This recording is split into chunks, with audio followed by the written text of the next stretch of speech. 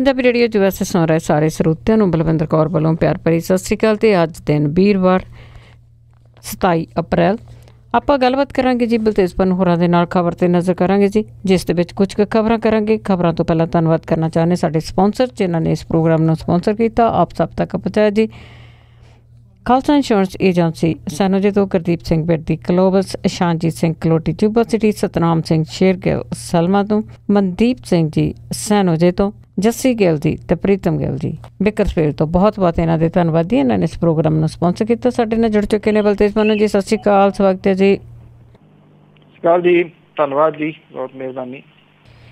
ਅਤੇ ਸਭ ਤੋਂ ਪਹਿਲਾਂ ਆਪਾਂ ਪੰਜਾਬ ਦੀਆਂ ਖਬਰਾਂ 'ਤੇ ਗੱਲਬਾਤ ਕਰਦੇ ਹਾਂ ਜੀ। ਇੱਕ ਬਾਦਲ ਦੇ ਨਾਲ ਉਸਦਾ ਕਰੀਬੀ ਹੁੰਦਾ ਸੀਗਾ, ਬਹੁਤਿਆਂ ਨੂੰ ਯਾਦ ਹੋਣਾ ਫੋਟੋ ਦੇ ਵਿੱਚ, ਤਾਂ ਉਸ ਨੂੰ ਬੰਗਾਲ ਪਰਤਣ ਦੇ ਹੁਕਮ।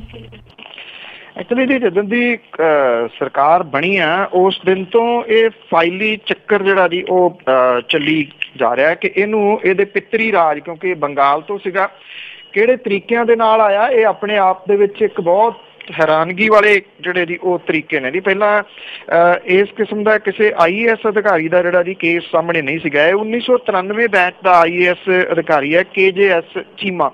ਉਹਨਾਂ ਨੂੰ ਉਹਨਾਂ ਦੇ ਪਿੱਤਰੀ ਕਾਡਰ ਪੱਛਮੀ ਬੰਗਾਲ ਜਾਣ ਦੇ ਹੁਕਮ ਜਿਹੜੇ ਦਿੱਤੇ ਗਏ ਨੇ।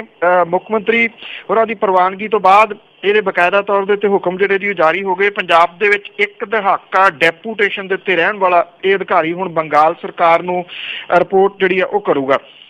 ਜਿਹੜੇ ਅਮਲਾ ਵਿਭਾਗ ਹੈ ਜੀ ਉਹ ਕਹਿੰਦਾ ਹੈ ਕਿ ਚੀਮਾ ਦੇ ਮਾਮਲੇ ਦੇ ਵਿੱਚ ਇੱਕ ਅਹਿਮ ਪੱਖ ਇਹ ਸੀਗਾ ਕਿ ਮੁੱਖ ਮੰਤਰੀ ਦਫ਼ਤਰ ਦੇ ਵਿੱਚ ਤਾਇਨਾਤ ਸੁਪਰਡੈਂਟ ਪੱਧਰ ਦੇ ਇੱਕ ਮੁਲਾਜ਼ਮ ਨੇ ਸਰਕਾਰ ਨੂੰ ਲਿਖਤੀ ਤੌਰ ਤੇ ਦਿੱਤਾ ਕਿ ਪੱਛਮੀ ਬੰਗਾਲ ਦੇ ਨਾਲ ਸੰਬੰਧਿਤ ਇਸ ਅਧਿਕਾਰੀ ਦੀ ਸੇਵਾ ਦੇ ਨਾਲ ਸੰਬੰਧਿਤ ਫਾਈਲ ਉਹਨਾਂ ਦੇ ਕੋਲੇ ਹੀ ਹੈ, ਚੀਮੇ ਦੇ ਕੋਲੇ ਹੀ ਭਾਵ ਕੇ। ਔਰ ਇਸ ਮੁਲਾਜ਼ਮ ਨੇ ਇਹ ਵੀ ਕਿਹਾ ਜੀ ਕਿ ਫਾਈਲ ਉਦੋਂ ਦੇ ਮੁੱਖ ਮੰਤਰੀ ਤੇ ਪ੍ਰਮੁੱਖ ਸਕੱਤਰ ਸੰਤੋਸ਼ ਕੁਮਾਰ ਸੰਧੂ ਨੂੰ ਭੇਜੀ ਗਈ ਸੀ ਤੇ ਜਿਹੜੇ ਸੰਧੂ ਹੁਰੀ ਸੀਗੇ ਜੀ ਉਹਨਾਂ ਨੇ ਤੇ ਜਿਹੜੇ ਸਾਬਕਾ ਮੁੱਖ ਮੰਤਰੀ ਸੀ ਉਹਨਾਂ ਨੇ ਫਾਈਲ ਚੀਮਾ ਨੂੰ ਹੀ ਦੇ ਦਿੱਤੀ ਜੀ, ਫੜਾਤੀ। ਔਰ ਪੰਜਾਬ ਸਰਕਾਰ ਦੇ ਵੱਲੋਂ ਕੇਂਦਰ ਤੋਂ ਲੋੜੀਂਦੇ ਜਿਹੜੇ ਦਸਤਾਵੇਜ਼ ਹਾਸਲ ਕੀਤੇ ਗਏ, ਕਿਉਂਕਿ ਉਹਦੀ ਕਾਪੀ ਲਈ ਗਈ ਤੇ ਫਿਰ ਨਵੇਂ ਸਿਰੋਂ ਫਾਈਲ ਜਿਹੜੀ ਸੀ ਉਹ ਤਿਆਰ ਕੀਤੀ ਗਈ। ਪੰਜਾਬ ਦੇ ਸੈਨਿਕ ਭਲਾਈ ਵਿਭਾਗ ਦੇ ਵਿੱਚ ਤਾਇਨਾਤ ਚੀਮਾ ਨੂੰ ਸਾਬਕਾ ਮੁੱਖ ਮੰਤਰੀ ਪ੍ਰਕਾਸ਼ ਸਿੰਘ ਬਾਦਲ ਦਾ ਬਹੁਤ ਕਰੀਬੀ ਮੰਨਿਆ ਜਾਂਦਾ ਸੀਗਾ। 2007 ਤੋਂ ਲੈ ਕੇ 17 ਤੱਕ 10 ਸਾਲ ਦਾ ਸਮਾਂ ਉਹ ਮੁੱਖ ਮੰਤਰੀ ਦੇ ਨਾਲ ਹੀ ਰਹੇ। ਕੋਈ ਤੁਸੀਂ ਫੋਟੋ ਕੋਈ ਵੀਡੀਓ ਦੇਖ ਲਓ ਜੀ, ਉਹਦੇ ਪਿੱਛੇ ਇੱਕ ਜਿਹੜਾ ਸਰਦਾਰ ਖੜਾ ਸੀਗਾ ਜੀ ਉਹ ਨੇ KJS ਚੀਮਾ। ਔਰ ਇਹ ਕਿਹਾ ਜਾ ਰਿਹਾ ਜੀ ਕਿ ਇਹ ਜਿਹੜੀ ਇਹਦੀ ਤਾਇਨਾਤੀ ਸੀਗੀ ਇਹ ਗੈਰ ਕਾਨੂੰਨੀ ਸੀਗੀ। ਔਰ ਸੀਨੀਅਰ ਅਧਿਕਾਰੀਆਂ ਦੇ ਮੁਤਾਬਕ ਕੋਈ ਵੀ IAS ਜਾਂ IPS ਅਧਿਕਾਰੀ ਦੋ ਰਾਜਾਂ ਦੀ ਸਹਿਮਤੀ ਤੇ ਕੇਂਦਰੀ ਅਮਲਾ ਵਿਭਾਗ ਦੀ ਪ੍ਰਵਾਨਗੀ ਨਾਲ ਹੀ ਕਿਸੇ ਰਾਜ ਦੇ ਵਿੱਚ ਡੈਪੂਟੇਸ਼ਨ ਦੇ ਉੱਤੇ ਲੱਗ ਸਕਦਾ ਹੈ। ਡੈਪੂਟੇਸ਼ਨ ਦਾ ਸਮਾਂ 5 ਸਾਲਾਂ ਦਾ ਹੋ ਸਕਦਾ ਹੈ। ਉਸ ਤੋਂ ਬਾਅਦ ਕੇਂਦਰ ਦੀ ਪ੍ਰਵਾਨਗੀ ਜਿਹੜੀ ਆ ਜੀ ਉਹ ਲੈਣੀ ਹੁੰਦੀ ਆ। ਪਰ ਇਸ ਦੇ ਵਿੱਚ ਕੀ ਕੀਤਾ ਗਿਆ ਜੀ, ਪੱਛਮੀ ਬੰਗਾਲ ਜਿਹੜਾ ਉਹਦਾ ਪਿੱਤਰੀ ਰਾਜ ਸੀ, ਨਾ ਤਾਂ ਉੱਥੋਂ ਪ੍ਰਵਾਨਗੀ ਲਈ ਗਈ। 10 ਸਾਲ ਉਹ ਤਾਇਨਾਤ ਰਿਹਾ। ਜਦੋਂ 5 ਸਾਲ ਪੂਰੇ ਹੋ ਗਏ ਉਸ ਤੋਂ ਬਾਅਦ ਵੀ ਕੇਂਦਰ ਦੀ ਪ੍ਰਵਾਨਗੀ ਲੈਣੀ ਵੀ ਜ਼ਰੂਰੀ ਜਿਹੜੀ ਉਹ ਨਹੀਂ ਸਮਝੀ ਗਈ। ਤੁਸੀਂ ਅੰਦਾਜ਼ਾ ਲਾਓ ਜੀ IAS ਅਧਿਕਾਰੀ ਕਿਸ ਲੈਵਲ ਤੱਕ ਇਹ ਸਾਰਾ ਕੁਝ ਜਿਹੜਾ ਜੀ ਉਹ ਢਾਂਚਾ ਹਿਲਾਇਆ ਹੋਇਆ ਸੀਗਾ ਜੀ A to Z। ਢਾਂਚੇ ਤਾਂ ਬਹੁਤ ਸਾਰੇ ਹਿਲਾਏ ਹੋਏ ਸੀ ਜੀ। ਅਤੇ ਅੱਗੇ ਆਪਾਂ ਆਮ ਆਦਮੀ ਪਾਰਟੀ ਦੀ ਗੱਲ ਕਰੀਏ ਕਿ ਬਿਆਨ ਤੋਂ ਬਿਆਨ ਆ ਰਿਹਾ, ਤਾਂ ਹੁਣ ਗੁਰਪ੍ਰੀਤ ਬੜੈਚ ਦਾ ਵੀ ਬਿਆਨ ਆ ਗਿਆ। ਬਿਲਕੁਲ ਜੀ, ਜਿਹੜੀ ਤਾਂ ਲੀਡਰਸ਼ਿਪ ਹੈ ਜੀ ਹਾਈ ਕਮਾਂਡ ਉਹਦੇ ਕੰਨਾਂ ਦੇ ਉੱਤੇ ਅਜੇ ਵੀ ਜਿਹੜੀ ਹੈ ਜੀ ਕੋਈ ਜੂੰ ਨਹੀਂ ਸਰਕੀ। ਜੋ ਕੁਝ ਪਿਛਲੇ ਦਿਨਾਂ ਤੋਂ ਪੰਜਾਬ ਦੇ ਵਿੱਚ ਲੀਡਰਸ਼ਿਪ ਦੇ ਵਿੱਚ ਜਿਹੜਾ ਜੀ ਉਹ ਚੱਲ ਰਿਹਾ, ਇਹਦੇ ਵਿੱਚ ਕੋਈ ਵੀ ਅਜੇ ਉਹਨਾਂ ਨੇ ਦਖਲ ਜਿਹੜਾ ਜੀ ਉਹ ਨਹੀਂ ਦਿੱਤਾ। ਭਗਵੰਤ ਮਾਨ ਹੋਰਾਂ ਨੇ ਇਹਦੀ ਜਿਹੜੀ ਸ਼ੁਰੂਆਤ ਕੀਤੀ ਸੀ, ਇਹਦੇ ਵਿੱਚ ਸੁਖਪਾਲ ਸਿੰਘ ਖਹਿਰਾ ਹੋਰਾਂ ਵੀ ਕੱਲ ਜਿਹੜਾ ਜੀ ਆਏ, ਉਹਨਾਂ ਨੇ ਵੀ ਉਹੀ ਗੱਲ ਕੀਤੀ। ਹੁਣ ਇਹਦੇ ਵਿੱਚ ਜਿਹੜੇ ਪੰਜਾਬ ਦੇ ਕਨਵੀਨਰ ਨੇ ਗੁਰਪ੍ਰੀਤ ਸਿੰਘ ਵੜੈਚ, ਉਹ ਵੀ ਜਿਹੜੇ ਜੀ ਆ ਗਏ ਨੇ। ਉਹਨਾਂ ਨੇ ਇਹ ਗੱਲ ਜਿਹੜੀ ਹੈ ਜੀ ਕਹੀ ਆ ਕਿ ਇੰਨੇ ਦਿਨ ਜਿਹੜੇ ਬੀਤ ਜਾਣ ਤੋਂ ਬਾਅਦ ਮੁੜ ਕੇ ਪਾਰਟੀ ਨੇ ਇਸ ਪੱਖੋਂ ਕੋਈ ਸਾਰ ਹੀ ਨਹੀਂ ਲਈ, ਨਾ ਕੋਈ ਹਾਰ ਦੇ ਕਾਰਨਾਂ ਦੀ ਜਾਂਚ ਜਿਹੜੀ ਹੈ ਜੀ ਉਹ ਕਰਨ ਦੀ ਕੋਈ ਗੱਲ ਕੀਤੀ। ਉਹਨਾਂ ਨੇ ਕਿਹਾ ਕਿ ਕੋਈ ਸੰਪਰਕ ਨਹੀਂ ਕੀਤਾ। ਹੁਣ ਪ੍ਰੋਬਲਮ ਇਹ ਹੈ ਕਿ ਜੇ ਕਨਵੀਨਰ ਕਹਿ ਰਿਹਾ ਹੈ ਕਿ ਉਹਦੇ ਨਾਲ ਕੋਈ ਸੰਪਰਕ ਨਹੀਂ ਹੈਗਾ ਤੇ ਕਿਸੇ ਦੂਸਰੇ ਦੇ ਨਾਲ ਜਿਹੜਾ ਜੀ ਉਹ ਸੰਪਰਕ ਕੀ ਹੋ ਸਕਦਾ ਹੈ। ਗੁਰਪ੍ਰੀਤ ਸਿੰਘ ਵੜੈਚ ਹੋਰਾਂ ਨੇ ਇਹ ਗੱਲ ਕਹੀ ਆ ਕਿ ਨਤੀਜਿਆਂ ਤੋਂ ਬਾਅਦ ਉਹਨਾਂ ਦੀ ਇੱਕੋ ਵਾਰੀ ਜਿਹੜੇ ਨੇ ਅਰਵਿੰਦ ਕੇਜਰੀਵਾਲ ਹੋਰਾਂ ਦੇ ਨਾਲ ਮੁਲਾਕਾਤ ਜਿਹੜੀ ਹੈ ਜੀ ਉਹ ਹੋਈ ਸੀਗੀ। ਉਹਨਾਂ ਨੇ ਕਿਹਾ ਕਿ ਜਿਹੜੇ ਪਾਰਟੀ ਦੇ ਵਾਸਤੇ ਦਿਨ ਰਾਤ ਮਿਹਨਤ ਕਰਦੇ ਰਹੇ ਵਾਲੰਟੀਅਰ ਸੀਗੇ ਉਹਨਾਂ ਦੇ ਵਿੱਚ ਇਸ ਵੇਲੇ ਵੱਡੀ ਮਾਯੂਸੀ ਦਾ ਦੌਰ ਜਿਹੜਾ ਜੀ ਉਹ ਚੱਲ ਰਿਹਾ, ਪਰ ਜਿਹੜੇ ਹਾਈ ਕਮਾਂਡ ਦੇ ਨੇਤਾ ਨੇ ਉਹ ਹਾਰ ਦੇ ਬਾਰੇ ਚਰਚਾ ਨਾ ਕਰਕੇ ਇੱਕ ਵੱਡਾ ਭੰਬਲ ਭੂਸਾ ਜਿਹੜਾ ਜੀ ਉਹ ਬਣਾ ਰਹੇ ਨੇ। ਇੱਕ ਕਿਸਮ ਦੇ ਨਾਲ ਜੋ ਕੁਝ ਭਗਵੰਤ ਮਾਨ ਦੇ ਵੱਲੋਂ ਕਿਹਾ ਗਿਆ ਸੀਗਾ ਜੀ ਉਹਦੇ ਉੱਤੇ ਦੋਹਰ ਜਿਹੜੀ ਹੈ ਜੀ ਉਹ ਪਾਈ ਹੈ ਜਿਹੜੇ ਗੁਰਪ੍ਰੀਤ ਸਿੰਘ ਵੜੈਚ ਨੇ ਉਹਨਾਂ ਨੇ, ਔਰ ਵੜੈਚ ਹੋਰਾਂ ਨੇ ਕਿਹਾ ਜੀ ਕਿ ਉਹ ਆਪ ਦੁਬਿਧਾ ਦੇ ਵਿੱਚ ਫਸੇ ਪਏ ਨੇ ਕਿਉਂਕਿ ਵਾਲੰਟੀਅਰ ਉਹਨਾਂ ਦੇ ਵੱਲ ਦੇਖ ਰਹੇ ਨੇ, ਹਾਈ ਕਮਾਂਡ ਜਿਹੜੇ ਹੈ ਜੀ ਕਿਸੇ ਕਿਸਮ ਦੀ ਕੋਈ ਦਿਸ਼ਾ ਨਿਰਦੇਸ਼ ਜਿਹੜੀ ਆ ਉਹ ਜਾਰੀ ਨਹੀਂ ਕਰ ਰਹੀ। ਇਹ ਵੀ ਦੱਸ ਦਈਏ ਜੀ ਕਿ ਕੱਲ ਜਿਹੜੇ ਆਪਣੇ ਟਵਿੱਟਰ ਦੇ ਰਾਹੀਂ ਅਸਤੀਫੇ ਜਿਹੜੇ ਨੇ ਉਹ ਸੰਜੇ ਸਿੰਘ ਤੇ ਦੁਰਗੇਸ਼ ਪਾਠਕ ਨੇ ਜਿਹੜੇ ਆ ਜੀ ਉਹ ਦਿੱਤੇ ਨੇ। ਇਹ ਟਵਿੱਟਰ ਦੇ ਰਾਹੀਂ ਅਸਤੀਫੇ ਆਏ ਨੇ।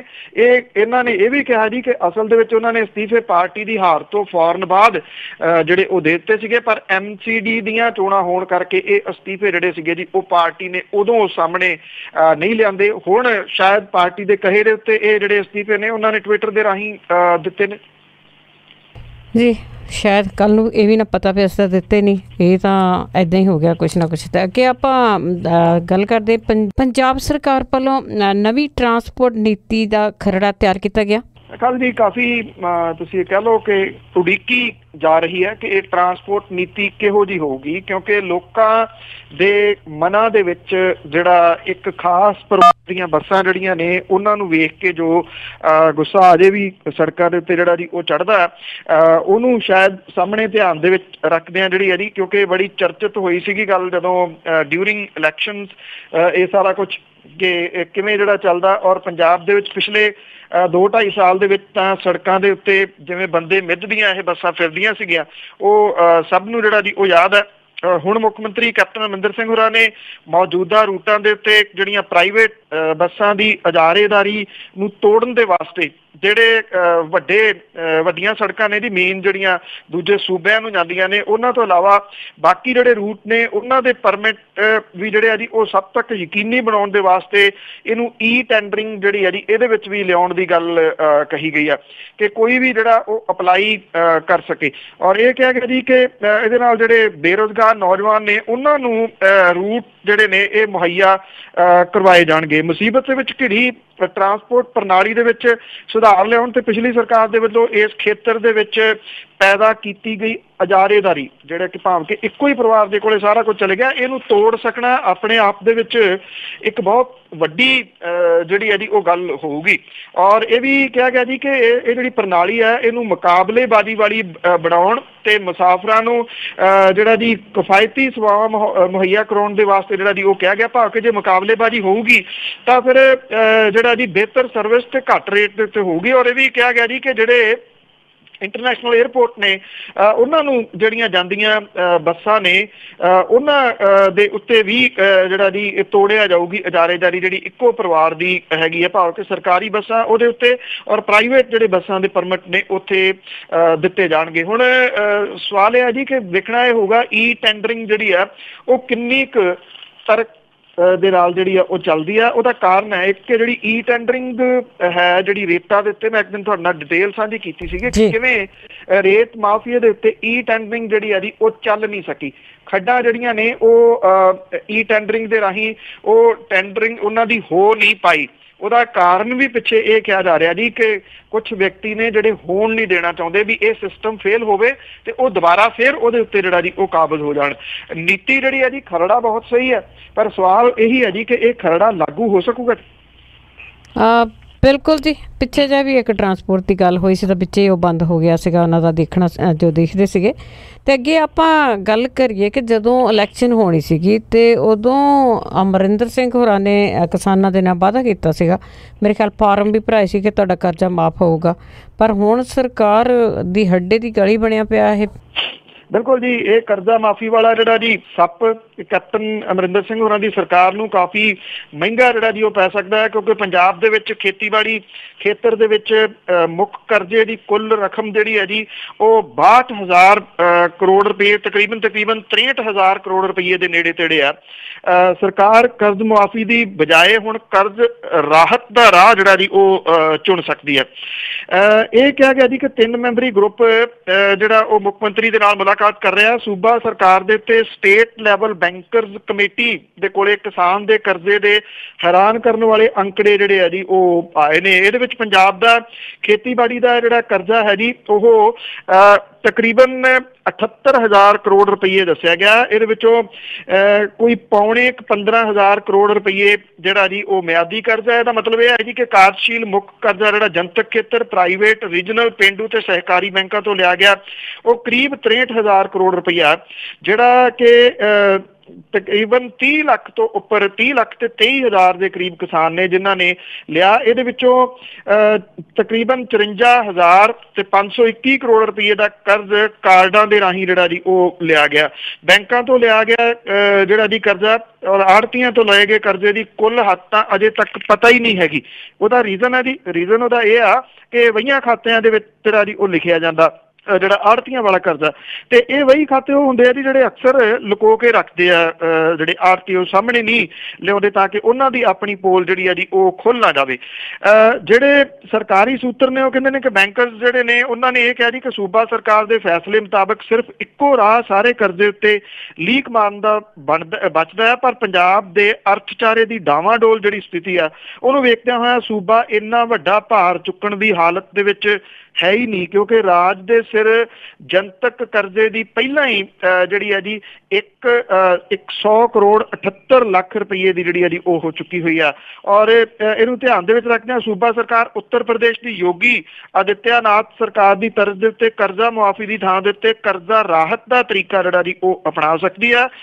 ਪਰ ਸਵਾਲ ਇਹ ਹੈ ਜੀ ਫਿਰ ਵਿਰੋਧੀ ਧਿਰਾਂ ਜਿਹੜੀਆਂ ਜੀ ਜੇ ਉਹ ਰਹੀਆਂ ਤਾਂ ਉਹ ਘੇਰਨ ਦਾ ਯਤਨ ਤਾਂ ਕਰਨਗੀਆਂ ਨੇ। ਹਾਂਜੀ ਜੀ, ਇਹ ਤਾਂ ਚੱਲਦਾ ਰਹੂਗਾ ਜੀ। ਤੇ ਅੱਗੇ ਆਪਾਂ ਆਟਾ ਦਾਲ ਸਕੀਮ ਦੀ ਜੇ ਗੱਲ ਕਰੀਏ ਤਾਂ ਜਿਹੜੇ ਆਟਾ ਦਾਲ ਸਕੀਮ ਲੈਂਦੇ ਆ ਤੇ ਉਹਨਾਂ ਨੂੰ ਹੁਣ ਵੇਟ ਕਰਨੀ ਪਊਗੀ, ਕੀ ਕਾਰਨ? ਚਲੋ ਜੀ, ਇਹ ਵੀ ਆਟਾ ਦਾਲ ਸਕੀਮ ਵੀ ਜਿਹੜੀ ਆ ਜੀ ਇਹਦਾ ਰਾਜਨੀਤੀਕਰਨ ਜੋ ਪਿਛਲੇ ਸਮੇਂ ਦੇ ਦੌਰਾਨ ਹੋਇਆ ਜੀ ਉਹ ਸਾਰਾ ਕੁਝ ਪਤਾ ਹੀ ਹੈ। ਕੌਣ ਕੌਣ ਲੋਕ ਜਿਹੜੇ ਉਹ ਕਾਰਡ ਬਣਵਾ ਗਏ, ਕਿੰਨਾ ਕੋਲੇ ਜਿਹੜਾ ਜੀ ਇਹ ਪਹੁੰਚੀ ਜਾਂਦਾ।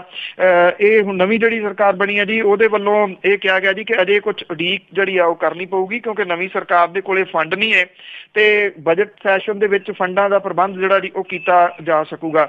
ਪੰਜਾਬ ਦੇ ਵਿੱਚ ਆਟਾ ਦਾਲ ਸਕੀਮ ਦੇ 1 ਕਰੋੜ ਤੇ 4 ਲੱਖ ਲੋਕ ਨੇ ਜੀ, ਔਰ ਪਿਛਲੀ ਸਰਕਾਰ ਉਹਨਾਂ ਨੂੰ ਕਣਕ 2 ਰੁਪਏ ਕਿਲੋ ਤੇ ਦਾਲ ਆਪਣੇ ਪੱਲਿਓਂ ਅੱਧੀ ਕੀਮਤ ਦੇ ਉੱਤੇ ਦਿੰਦੀ ਸੀਗੀ। ਵੈਸੇ ਤੁਹਾਨੂੰ ਯਾਦ ਹੋਵੇ ਤਾਂ ਜਿਹੜੀਆਂ ਇਲੈਕਸ਼ਨਾਂ ਸੀਗੀਆਂ ਉਹਦੇ ਵਿੱਚ ਜਿਹੜੇ ਵੱਡੇ ਵੱਡੇ ਇਸ਼ਤਿਹਾਰ ਸੀਗੇ ਉਹ ਤਾਂ ਇਹ ਸੀਗੇ ਜੀ ਕਿ ਪੰਜਾਬ ਨੇ ਤਾਂ ਤਰੱਕੀ ਦੀਆਂ ਸਿਖਰਾਂ ਛੂਹ ਲਈਆਂ, ਪੰਜਾਬ ਤਾਂ ਹਰ ਚੀਜ਼ ਦੇ ਵਿੱਚ ਨੰਬਰ 1 ਬਣ ਗਿਆ। ਤੇ ਮੇਰਾ ਖਿਆਲ ਇਹ ਵੀ ਤਾਂ ਇਸ਼ਤਿਹਾਰ ਬਣਦਾ ਸੀ ਵੀ ਆਟਾ ਦਾਲ ਸਕੀਮ ਦੇ ਵਿੱਚ ਵੀ ਉਹ ਨੰਬਰ 1 ਬਣ ਗਿਆ। 1 ਕਰੋੜ ਤੇ 4 ਲੱਖ ਲੋਕ, ਪੌਣੇ 3 ਕਰੋੜ ਦੇ ਕਰੀਬ ਜਿਹੜੀ ਉਹ ਆਬਾਦੀ ਆ, ਇੰਨੇ ਲੋਕ ਜਿਹੜੇ ਆਟਾ ਦਾਲ ਸਕੀਮ ਦੇ ਉੱਤੇ ਸਰਕਾਰ ਨੇ ਜਿਹੜੇ ਦੀ ਉਹ ਲਾਤੇ। ਗਰੀਬਾਂ ਨੂੰ ਕਣਕ ਦੇਣ ਲਈ ਰਾਜ ਸਰਕਾਰ ਨੂੰ ਕੇਂਦਰ ਸਰਕਾਰ ਦੇ ਕੋਲੋਂ 4 ਰੁਪਏ ਕਿਲੋ ਕਣਕ ਮਿਲਦੀ ਹੈ। ਪਿਛਲੀ ਸਰਕਾਰ ਨੇ ਇਹਨੂੰ ਹੋਰ ਸਸਤਾ ਕਰਦਿਆਂ 2 ਰੁਪਏ ਕਿਲੋ ਕਰਤਾ ਸੀਗਾ। ਔਰ ਜਿਹੜੀ ਪਿਛਲੀ ਸਰਕਾਰ ਗਈ ਹੈ ਉਹਦੇ ਵਿੱਚ ਦਾਲ ਦਾ ਮਾਰਕੀਟ ਭਾਅ 60 ਰੁਪਏ ਕਿਲੋ ਸੀਗਾ, ਪਰ ਰਾਜ ਸਰਕਾਰ ਦਾਲ 30 ਰੁਪਏ ਕਿਲੋ ਦੇ ਹਿਸਾਬ ਦੇ ਨਾਲ ਦਿੰਦੀ ਸੀ। ਹੁਣ ਦਾਲਾਂ ਦੀਆਂ ਕੀਮਤਾਂ 'ਚ ਵਾਧਾ ਹੋ ਗਿਆ, ਇਹ 80 ਰੁਪਏ ਕਿਲੋ ਤੋਂ ਵੱਧ ਮਹਿੰਗੀ ਹੋ ਗਈ ਆ। ਔਰ ਕੈਪਟਨ ਅਮਰਿੰਦਰ ਸਿੰਘ ਹੋਰਾਂ ਦੀ ਸਰਕਾਰ ਦੀ ਮੁਸ਼ਕਲ ਜਿਹੜੀ ਹੈ ਜੀ ਉਹ ਇਹ ਹੈ ਕਿ ਉਹਨੂੰ ਦਾਲ 30 ਰੁਪਏ ਦੀ ਥਾਂ 40 ਰੁਪਏ ਕਿਲੋ ਜਿਹੜੀ ਆ ਜੀ ਉਹ ਦੇਣੀ ਪਊਗੀ। ਉਹ ਲੋਕਾਂ ਨੂੰ ਦਾਲ ਜਿਹੜੀ ਆ ਜੀ ਜੇ ਉਹ 30 ਰੁਪਏ ਮੰਨ ਲਓ ਕਿਲੋ ਦੇ ਹਿਸਾਬ ਦੇ ਨਾਲ ਪਿਛਲੀ ਸਰਕਾਰ ਵਾਲੀ ਜਿਹੜੀ ਹੈ ਜੀ ਉਸੇ ਤਰੀਕੇ ਨਾਲ ਦਿੰਦੀ ਆ, ਤੇ ਉਹਨੂੰ 10 ਰੁਪਏ ਪ੍ਰਤੀ ਕਿਲੋ ਆਪਣੇ ਕੋਲੋਂ ਹੋਰ ਪ੍ਰਬੰਧ ਜਿਹੜਾ ਜੀ ਉਹ ਕਰਨਾ ਪਊਗਾ, ਜਿਹੜਾ ਕਿ ਪੋਸੀਬਲ ਨਹੀਂ ਆ ਜੋ ਹਾਲਾਤ ਖਜ਼ਾਨੇ ਦੇ ਤੁਹਾਨੂੰ ਜਿਹੜੇ ਆ ਜੀ ਉਹ ਦੱਸੇ ਆ। ਹੁਣ ਇਹ ਕਿਹਾ ਜਾ ਰਿਹਾ ਜੀ ਕਿ ਕਾਂਗਰਸ ਪਾਰਟੀ ਨੇ ਚੋਣਾਂ 'ਚ ਨੀਲੇ ਕਾਰਡ ਜਾਰੀ ਕਰਨ ਨੂੰ ਮੁੱਦਾ ਜਿਹੜਾ ਬਣਾਇਆ ਸੀਗਾ, ਤੇ ਅਕਾਲੀ ਭਾਜਪਾ ਸਰਕਾਰ ਨੇ ਵਿਤਕਰੇਬਾਜ਼ੀ ਦੇ ਦੋਸ਼ ਜਿਹੜੇ ਲਾਏ ਸੀ। ਇਹ ਵੀ ਕਿਹਾ ਜਾ ਰਿਹਾ ਜੀ ਕਿ ਕਾਰਡਾਂ ਦੀ ਵੀ ਜਿਹੜੀ ਆ ਉਹ ਫਰੋਲਾ ਫਰਾਲੀ ਹੋ ਰਹੀ ਆ। ਨੀਲੇ ਕਾਰਡ ਸਰਕਾਰ ਜਿਹੜੀ ਆ ਜੀ ਉਹ ਬਦਲੂਗੀ ਤੇ ਉਹਦੀ ਜਗ੍ਹਾ ਦੇ ਉੱਤੇ ਕਿਸੇ ਹੋਰ ਰੰਗ ਦੇ ਕਾਰਡ ਜਿਹੜੇ ਆ ਜੀ ਉਹ ਲੈ ਕੇ ਆਊਗੀ, ਜਿਹਦੇ ਉੱਤੇ ਕਿਸੇ ਰਾਜਨੀਤਿਕ ਬੰਦੇ ਦੀ ਕੋਈ ਫੋਟੋ ਨਹੀਂ ਹੋਊਗੀ। ਉਹ ਤਾਂ ਠੀਕ ਆ, ਪਰ ਕਈ ਵਾਰੀ ਜਦੋਂ ਆਟਾ ਦਾਲ ਸਕੀਮ ਸੁਣਦੇ ਆ ਕਿ ਵਾਕਿਆ ਹੀ ਇੰਨੇ ਲੋਕ ਜ਼ਿਆਦਾ ਪੰਜਾਬ 'ਚ ਗਰੀਬ ਆ, ਜਾਂ ਪੰਜਾਬ ਦੇ ਲੋਕ ਤੇ ਹੱਥੀਂ ਕੰਮ ਕਰਕੇ ਰੋਟੀ ਖਾਣ ਨੂੰ ਤਰਜੀਹ ਦਿੰਦੇ ਸੀ।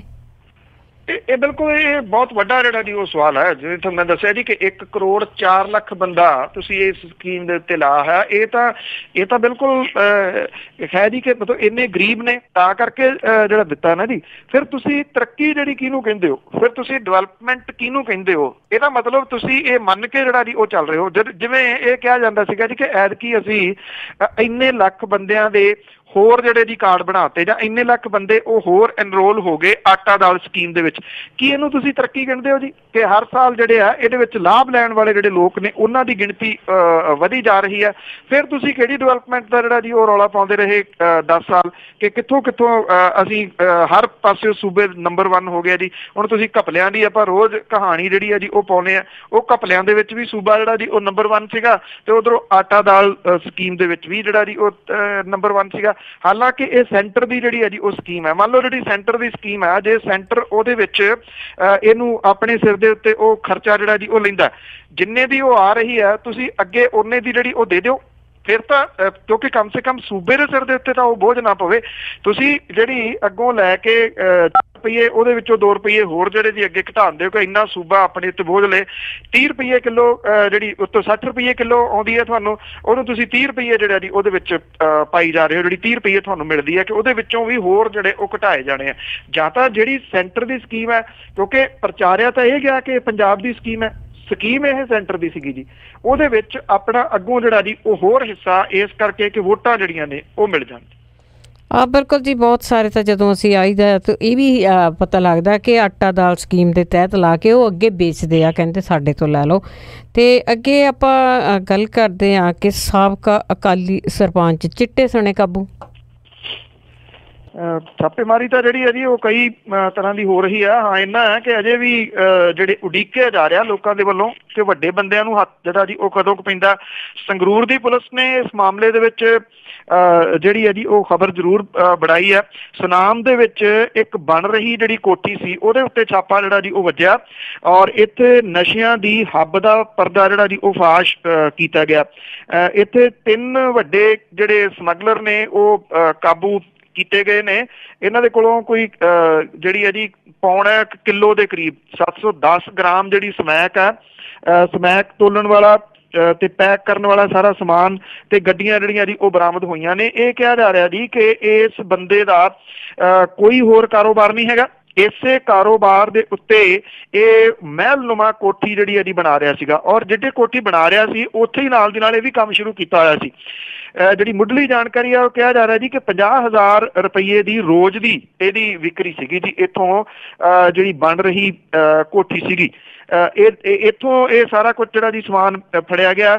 ਜਿਹੜਾ ਵਿਅਕਤੀ ਇੱਥੋਂ ਫੜਿਆ ਗਿਆ ਜੀ ਉਹਦੇ ਵਿੱਚ ਗੁਰਮੇਲ ਸਿੰਘ ਮੇਲਾ ਜੀ ਇਹ ਦੱਸਿਆ ਜਾਂਦਾ, ਜਿਹੜਾ ਸਾਬਕਾ ਅਕਾਲੀ ਸਰਪੰਚ ਹੈ ਔਰ ਪਿੰਡ ਢੰਡਿਆਲ ਦਾ ਸਾਬਕਾ ਅਕਾਲੀ ਸਰਪੰਚ ਹੈ। ਉਹਦੀ ਗੱਡੀ ਵੀ ਜਿਹੜੀ ਆ ਉਹ ਫੜੀ ਗਈ ਆ, ਔਰ ਉਹਦੀ ਗੱਡੀ ਦੇ ਉੱਤੇ ਸਟਿੱਕਰ ਵੀ ਲੱਗਿਆ ਹੋਇਆ ਜੀ ਪ੍ਰਾਊਡ ਟੂ ਬੀ ਅਕਾਲੀ ਦਾ। ਜਿਹੜਾ ਇਹ ਵੀ ਇਸ ਵੇਲੇ ਜਿਹੜਾ ਉਹ ਚਰਚਾ ਦੇ ਵਿੱਚ ਹੈ ਕਿ ਉਹਨੇ ਸਟਿੱਕਰ ਵੀ ਜਿਹੜੇ ਸਟਿੱਕਰ ਨੇ ਉਹਨੂੰ ਵੇਖ ਕੇ ਹੀ ਕਹਿੰਦੇ ਕਿ ਪਤਾ ਲੱਗ ਜਾਂਦਾ ਵੀ ਅੱਛਾ ਆਹ ਹੀ ਬੰਦੇ ਨੇ। ਅਜੇ ਕੁਝ ਕੁ ਸਟਿੱਕਰ ਜਿਹੜੇ ਆ ਜੀ ਹੈਗੇ ਆ ਜੀ। ਦੇਖੋ ਜੀ, ਪ੍ਰਾਊਡ ਆ, ਬਹੁਤ ਪ੍ਰਾਊਡ ਆ ਉਹਨਾਂ ਨੂੰ। ਸੱਤਾ ਤੋਂ ਬਾਹਰ ਹੋਣ ਦੇ ਵਿੱਚ ਵੀ ਉਹਨੇ ਪ੍ਰਾਊਡਲੀ ਕੰਮ ਨਹੀਂ ਛੱਡੇ ਹੈਗੇ। ਅਤੇ ਅੱਗੇ ਆਪਾਂ ਬਠਿੰਡਾ ਰਿਫਾਈਨਰੀ ਦੀ ਜੇ ਗੱਲ ਕਰੀਏ ਤਾਂ ਉੱਥੇ ਗੁੰਡਾ ਟੈਕਸ। ਇਹ ਕਿਹਾ ਜਾ ਰਿਹਾ ਜੀ ਕਿ ਬਠਿੰਡਾ ਰਿਫਾਈਨਰੀ ਜਿਹੜਾ ਕਿ ਐਕਚੁਅਲੀ ਕੈਪਟਨ ਅਮਰਿੰਦਰ ਸਿੰਘ ਹੋਰਾਂ ਦਾ ਹੀ ਲਿਆਂਦਾ ਹੋਇਆ ਪ੍ਰੋਜੈਕਟ ਸੀਗਾ ਜਦੋਂ ਉਹਨਾਂ ਦੀ ਪਿਛਲੀ ਸਰਕਾਰ ਆਈ ਸੀਗੀ। ਹੁਣ ਉੱਥੇ ਜਿਹੜਾ ਜੀ ਗੁੰਡਾ ਟੈਕਸ ਜਿਹੜਾ ਉਹ ਲੱਗਣਾ ਸ਼ੁਰੂ ਹੋ ਗਿਆ। ਜਿਹੜੇ ਇਹ ਕਿਹਾ ਜਾ ਰਿਹਾ ਜੀ ਕਿ ਕੁਝ ਵਿਅਕਤੀ ਜਿਹੜੇ ਨੇ ਉਹਨਾਂ ਨੇ ਇੱਕ ਟਰੱਕ ਨੂੰ ਫੜ ਲਿਆ। ਡਰਾਈਵਰ ਨੇ ਗੁੰਡਾ ਟੈਕਸ ਦਾ ਵਿਰੋਧ ਜਿਹੜਾ ਸੀਗਾ ਜੀ ਉਹ ਕਰਨਾ ਚਾਹਿਆ, ਔਰ ਉਹਦੇ ਤੋਂ ਜਿਹੜਾ ਜੀ ਇਹ ਲਿਆ ਜਾ ਰਿਹਾ ਸੀ ਕਿਉਂਕਿ ਇੱਥੇ ਰੇਤਾ ਬਜਰੀ ਦੀ ਸਪਲਾਈ ਦਾ ਇਹਨੂੰ ਠੇਕਾ ਜਿਹੜਾ ਜੀ ਉਹ ਮਿਲਿਆ ਹੋਇਆ ਸੀਗਾ। ਇੱਥੋਂ ਦੇ ਹਲਕੇ ਦੇ ਕਾਂਗਰਸੀ ਨੇਤਾ ਦੀ ਹਮਾਇਤ ਦੇ ਨਾਲ ਇੱਕ ਬੰਦਾ ਜਿਹੜਾ ਜੀ ਉਹ ਟਰੱਕਾਂ ਵਾਲਿਆਂ ਤੋਂ ਇਹ ਗੁੰਡਾ ਟੈਕਸ ਜਿਹੜਾ ਉਹ ਵਸੂਲ ਰਿਹਾ। ਇਹਦਾ ਵਿਰੋਧ ਕਰਨ ਵਾਲਿਆਂ ਦੀ ਕੁੱਟਮਾਰ ਜਿਹੜੀ ਹੈ ਜੀ ਉਹ ਕੀਤੀ ਜਾਂਦੀ ਹੈ। ਜਿਹੜਾ ਇੱਕ ਟਰੱਕ ਡਰਾਈਵਰ ਸੀਗਾ ਜਦੋਂ ਉਹਨੇ ਨਾ ਕੀਤੀ ਤਾਂ ਉਹਦੀ ਗੱਡੀ ਜਿਹੜੀ ਸੀ ਉਹ ਖੋਲੀ, ਉਹਨੇ ਇਹ ਕਿਹਾ ਜੀ ਕਿ ਉਹ ਤਾਂ ਆਪ ਕਾਂਗਰਸ ਦਾ ਪੁਰਾਣਾ ਵਰਕਰ ਹੈ। ਟਰੱਕ ਡਰਾਈਵਰ ਜਿਹੜਾ ਜੀ ਉਹ ਕਹਿੰਦਾ ਕਿ ਰਿਫਾਈਨਰੀ ਦੇ ਮੁੱਖ ਗੇਟ ਦੇ ਉੱਤੇ ਜਦੋਂ ਉਹ ਆਇਆ ਤਾਂ ਕੁਝ ਬੰਦੇ ਉਹਦੇ ਕੋਲੇ ਆਏ, ਉਹਨਾਂ ਦੇ ਕੋਲੇ ਅਸਲਾ ਵੀ ਸੀਗਾ ਤੇ 10,000 ਦੀ ਪਰਚੀ ਕਟਵਾਉਣ ਦੇ ਵਾਸਤੇ ਕਿਹਾ। ਜਦੋਂ ਉਹਨੇ ਨਾ ਕੀਤੀ ਤਾਂ ਉਹਦਾ ਟਰੱਕ ਲੈ ਕੇ ਜਿਹੜਾ ਜੀ ਉਹ ਫਰਾਰ ਹੋ ਗਏ। ਇਹ ਕਿਹਾ ਜਾ ਰਿਹਾ ਜੀ ਕਿ ਜਿਹੜਾ ਜਿੰਨਾ ਕੁ ਪਤਾ ਲੱਗ ਰਿਹਾ ਕਿ ਇਹ ਬਹੁਤੇ ਜਿਹੜੇ ਨੇ ਉਹ ਪੁਰਾਣੇ ਅਕਾਲੀ ਨੇ, ਹੁਣ ਇਹ ਕਾਂਗਰਸੀ ਬਣ ਗਏ ਨੇ। ਲੱਠਮਾਰ ਇਹਨਾਂ ਦੀ ਜਿਹੜੀ ਹੈ ਜੀ ਉਹ ਜਾਰੀ ਹੈ। ਫੁੱਲੋ ਖਾਰੀ ਰਿਫਾਈਨਰੀ ਦੇ ਵਿੱਚ ਗੁੰਡਾ ਟੈਕਸ ਜਿਹੜਾ ਜੀ ਉਹ ਨਾ ਦੇਣ ਕਰਕੇ ਇਹ ਟਰੱਕ ਜਿਹੜਾ ਸੀਗਾ ਉਹ ਖੋਇਆ ਗਿਆ।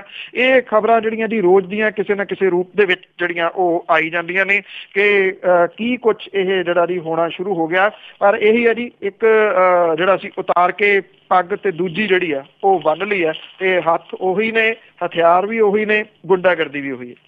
ਬਿਲਕੁਲ ਜੀ, ਸਾਰਾ ਕੁਝ ਉਹੀ ਹੈ, ਸਿਰਫ ਬੰਦੇ ਹੀ ਬਦਲੇ ਆ। ਤੇ ਅੱਗੇ ਮੇਰਾ ਅਖੀਰਲਾ ਸਵਾਲ ਆ ਕਿ ਜਿਹੜੇ ਟਿਊਬਵੈੱਲਾਂ ਦੇ ਜਿਹੜੇ ਇਹਨਾਂ ਨੇ ਕਨੈਕਸ਼ਨ ਦਿੱਤੇ ਸੀਗੇ ਉਸ ਦੇ ਵਿੱਚ ਵੀ ਬਹੁਤ ਘਪਲੇ ਕੀਤੇ ਗਏ। ਦੇਖੋ ਜੀ, ਘਪਲਾ ਤਾਂ ਇਹ ਹੈ ਜੀ ਕਿ ਜਿਹੜਾ ਤੁਸੀਂ ਮਰਜ਼ੀ ਫੋਲ ਲਓ ਫਾਈਲ, ਉਹਦੇ ਵਿੱਚ ਘਪਲਾ ਜਿਹੜਾ ਜੀ ਉਹ ਹੈ। ਪੰਜਾਬ ਦੇ ਮਾਲਵਾ ਖਿੱਤੇ ਦੇ ਵਿੱਚ ਸਟੇਟ ਟਿਊਬਵੈੱਲ ਕਾਰਪੋਰੇਸ਼ਨ ਲਿਮਟਿਡ ਦੇ ਵੱਲੋਂ ਜਿਹੜੇ ਖਾਲਿਆਂ ਦੇ ਵਿੱਚ ਹੋਏ ਬਹੁਤ ਕਰੋੜੀ ਜਿਹੜਾ ਘਪਲਾ ਆ, ਉਹਦੀਆਂ ਤੰਦਾਂ ਵਿਜੀਲੈਂਸ ਬਿਊਰੋ ਨੇ ਹੁਣ ਖੋਲ੍ਹਣੀਆਂ ਸ਼ੁਰੂ ਕੀਤੀਆਂ ਨੇ ਔਰ 100 ਦੇ ਕਰੀਬ ਇੰਜੀਨੀਅਰਾਂ ਦੇ ਉੱਤੇ ਕਾਰਵਾਈ ਦੀ ਤਲਵਾਰ ਜਿਹੜੀ ਆ ਜੀ ਉਹ ਲਟਕ ਰਹੀ ਆ। ਇਹ ਕਿਹਾ ਗਿਆ ਜੀ ਕਿ ਮਾਨਸਾ, ਬਠਿੰਡਾ, ਫਾਜ਼ਿਲਕਾ, ਮੁਕਤਸਰ, ਬਰਨਾਲਾ, ਸੰਗਰੂਰ ਦੇ ਜ਼ਿਲ੍ਹਿਆਂ ਦੇ ਵਿੱਚ ਖਾਲੇ ਬਣਾਉਣ ਦੇ ਵਾਸਤੇ ਖਰਚ ਕੀਤੀ ਗਈ 400 ਕਰੋੜ ਰੁਪਏ ਦੀ ਰਕਮ ਦੇ ਵਿੱਚ ਵੱਡਾ ਘਪਲਾ ਹੋਇਆ। ਘਟੀਆ ਸਮੱਗਰੀ ਤੇ ਕਿਸਾਨਾਂ ਤੋਂ ਉਗਰਾਹੀ 10% ਦੀ ਰਕਮ ਦੇ ਵਿੱਚ ਵੀ ਵੱਡਾ ਘਪਲਾ ਜਿਹੜਾ ਜੀ ਉਹ ਦੱਸਿਆ ਗਿਆ। ਜ਼ਿਆਦਾ ਰਕਮ ਬਠਿੰਡਾ ਸੰਸਦੀ ਹਲਕੇ ਦੇ ਵਿੱਚ ਖਰਚ ਹੋਈ ਹੈ। ਕੇਂਦਰੀ ਮੰਤਰੀ ਹਰਸਿਮਰਤ ਕੌਰ ਬਾਦਲ ਦੀ ਨੁਮਾਇੰਦਗੀ ਵਾਲੇ ਇਸ ਹਲਕੇ ਨੂੰ ਬਾਦਲ ਸਰਕਾਰ ਵੇਲੇ VIP ਰੁਤਬਾ ਦਿੱਤੇ ਜਾਣ ਕਰਕੇ ਸਿਆਸੀ ਦਬਾਅ ਕਰਕੇ ਵਿਜੀਲੈਂਸ ਨੇ ਇਹ ਬਹੁਤ ਕਰੋੜੀ ਘਪਲੇ ਦੀ ਜਾਂਚ ਸ਼ੁਰੂ ਕਰਨ ਦਾ ਹੌਸਲਾ ਨਹੀਂ ਸੀ ਕੀਤਾ। ਹੁਣ ਸਾਬਕਾ ਗੱਠਜੋੜ ਸਰਕਾਰ ਦੇ ਵੱਲੋਂ ਜੀ ਖਾਲੇ ਪੱਕੇ ਕਰਨ ਲਈ 1000 ਕਰੋੜ ਰੁਪਏ ਦੇ ਕਰੀਬ ਰਕਮ ਖਰਚ ਕੀਤੀ ਗਈ ਸੀਗੀ ਔਰ ਖਾਲੇ ਬਣਾਉਣ ਲਈ 10% ਦੀ ਰਕਮ ਕਿਸਾਨਾਂ ਤੋਂ ਜਿਹੜੀ ਆ ਉਹ ਲਈ ਗਈ ਸੀਗੀ। ਇਹ ਕਿਹਾ ਜਾ ਰਿਹਾ ਜੀ ਕਿ ਜਿਹੜੀ ਵਿਜੀਲੈਂਸ ਨੂੰ ਸ਼ਿਕਾਇਤ ਮਿਲੀ ਹੈ ਕਿ 16 ਦੇ ਦੌਰਾਨ ਮਾਲਵੇ ਦੇ ਇਹਨਾਂ ਜ਼ਿਲ੍ਹਿਆਂ ਦੇ ਵਿੱਚ ਖਾਲੇ ਬਣਾਉਣ ਲਈ ਘਟੀਆ ਸਮੱਗਰੀ ਵਰਤੋਂ ਕੀਤੀ ਗਈ। ਕੁਝ ਦਿਨਾਂ ਤੋਂ ਬਾਅਦ ਜਿਹੜੇ ਖਾਲੇ ਸੀ ਉਹ ਢਹਿਣ ਲੱਗ ਗਏ ਔਰ ਜਿਹੜੇ ਪੈਸੇ 10% ਕਿਸਾਨਾਂ ਤੋਂ ਇਕੱਠੇ ਕੀਤੇ ਗਏ ਉਹ ਪਾਏ ਨਹੀਂ ਗਏ ਜੀ ਹਿੱਸਾ, ਉਹ ਜੇਬਾਂ ਦੇ ਵਿੱਚ ਜਿਹੜੇ ਸੀਗੇ ਉਹ ਪੈ ਗਏ। ਇਸ ਕਰਕੇ ਇਹ ਜਿਹੜਾ ਜੀ 400 ਕਰੋੜ ਰੁਪਈਆ ਜਿਹੜਾ ਲੱਗਾ ਉਹਦੇ 'ਚ 100 ਕਰੋੜ ਰੁਪਈਏ ਤੋਂ ਉੱਪਰ ਦਾ ਘਪਲਾ ਜਿਹੜਾ ਜੀ ਉਹ ਦੱਸੀਦਾ। ਬਿਲਕੁਲ ਜੀ, ਪੰਜਾਬ ਦੇ ਵਿੱਚ ਸਿਰਫ ਤੇ ਸਿਰਫ 2-3 ਇਲਾਕੇ ਸੀ ਜਿਨ੍ਹਾਂ ਨੂੰ ਪੈਸੇ ਮਿਲਿਆ ਤੇ ਉਹ ਵੀ ਘਪਲੇ ਤੇ ਘਪਲੇ। ਅਖੀਰ ਵਿੱਚ ਆਜਨਾਮਾ ਕਿ CBI ਨੇ ਦਰਜ ਹੈ ਕੇਸ ਕੀਤਾ ਸਾਬਕਾ ਮੁਖੀ ਦੇ ਆਪ ਖਿਲਾਫ ਮੀਆਂ। CBI ਨੇ ਦਰਜ ਹੈ ਕੇਸ ਕੀਤਾ ਸਾਬਕਾ ਮੁਖੀ ਦੇ ਆਪ ਖਿਲਾਫ ਮੀਆਂ, ਜਿਸ ਨੂੰ ਕੋਲੇ ਦੀ ਗਈ ਸੀ ਜਾਂਚ ਸੌਂਪੀ ਰਿਹਾ ਦਾਗ ਤੋਂ ਅਕਸ ਨਾ ਸਾਫ਼ ਮੀਆਂ। ਅੱਧੀ ਰਾਤ ਨੂੰ ਚੋਰ ਸਨ ਆਣ ਮਿਲਦੇ ਤਾਂ ਕਿ ਲੱਗੇ ਨਾ ਕਿਸੇ ਨੂੰ ਭਾਫ ਮੀਆਂ। ਸੌਦੇ ਸਿਨਹਾ ਰਣਜੀਤ ਸੀ ਕਰੀ ਜਾਂਦਾ, ਕੀਤਾ ਕੰਮ ਸੀ ਨਿਯਮ ਖਿਲਾਫ ਮੀਆਂ। ਕਰਿਆ ਜੱਜਾਂ ਨੇ ਹੁਕਮ ਤਾਂ ਜਾਂਚ ਹੋਈ, ਕੱਲ ਦੇ ਚੇਲੇ ਹੀ ਕਰਨ ਸਵਾਲ ਮੀਆਂ। ਕਰਿਆ ਜੱਜਾਂ ਨੇ ਹੁਕਮ ਤਾਂ ਜਾਂਚ ਹੋਈ, ਕੱਲ ਦੇ ਚੇਲੇ ਹੀ ਕਰਨ ਸਵਾਲ ਮੀਆਂ। ਜਿਨ੍ਹਾਂ ਲੀਡਰਾਂ ਆਖੇ ਸੀ ਪਾਪ ਕਰਿਆ, ਬਣਦਾ ਕੋਈ ਨਾ ਆਣ ਕੇ ਢਾਲ ਮੀਆਂ। ਥੈਂਕ ਯੂ ਜੀ, ਬਹੁਤ ਬਹੁਤ ਧੰਨਵਾਦ। ਮਿਹਰਬਾਨੀ ਜੀ, ਧੰਨਵਾਦ ਜੀ, ਸਤਿ ਸ਼੍ਰੀ ਅਕਾਲ ਜੀ। ਸਰੋਤੇ ਸਨ ਬਲਤੇਜ ਪੰਨੂ ਜੋ ਸਾਡੇ ਨਾਲ ਜੁੜਦੇ ਨੇ, ਕਰਦੇ ਨੇ ਖਬਰਾਂ। ਇਸੇ ਦੇ ਨਾਲ ਸਾਡਾ ਅੱਜ ਦਾ ਬੁਲਟਨ ਇੱਥੇ ਹੀ ਸਮਾਪਤ ਹੈ। ਹੁਣ ਬਲਵਿੰਦਰ ਕੌਰ ਵੱਲੋਂ ਵੀ ਆਪ ਸਭ ਨੂੰ ਹੀ ਪਿਆਰ ਭਰੀ ਸਤਿ ਸ਼੍ਰੀ ਅਕਾਲ।